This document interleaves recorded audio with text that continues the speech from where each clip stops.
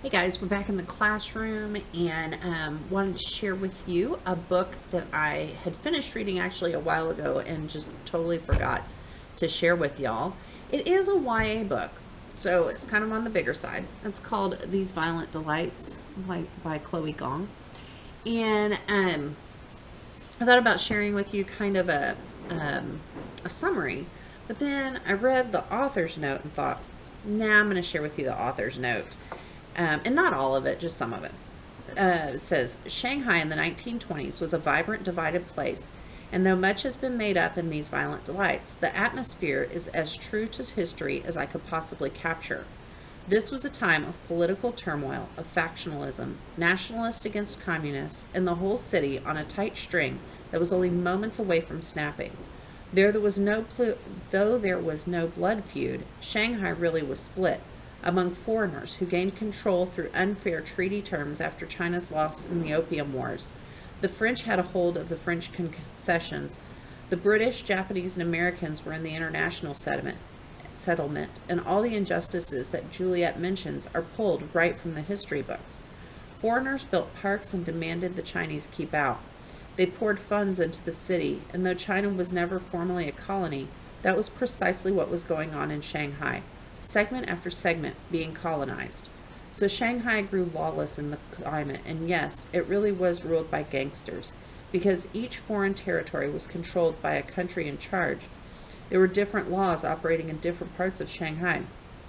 Add in the rules of extraordinarity for non-Chinese citizens, meaning foreign citizens could not be persecuted by Chinese law, only the law of their home territory, and it was almost impossible to govern Shanghai as one city.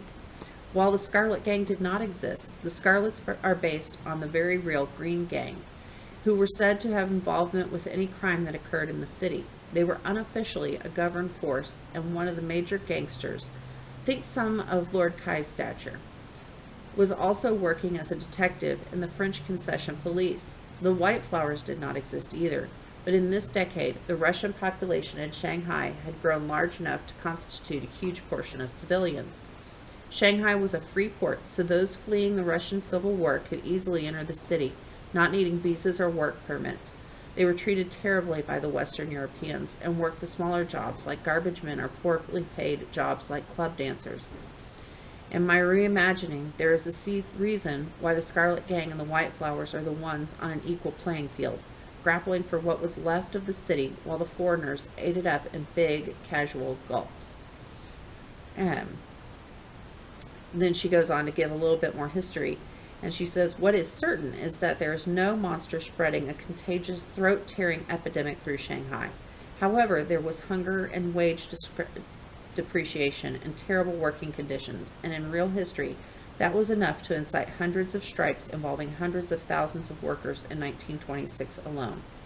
And so basically, this story, even though it is a fantasy, and we have a fantasy element of this serpentine creature coming out and attacking the populace and spreading this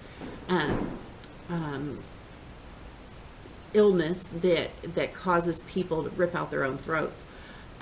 She took these highly valuable things from history, these clashings between people groups that are living in the same area, and the instability of no unified presence, nothing that held the city together. And so there was all this anger and this strife as people tried to scrape a living together in Shanghai.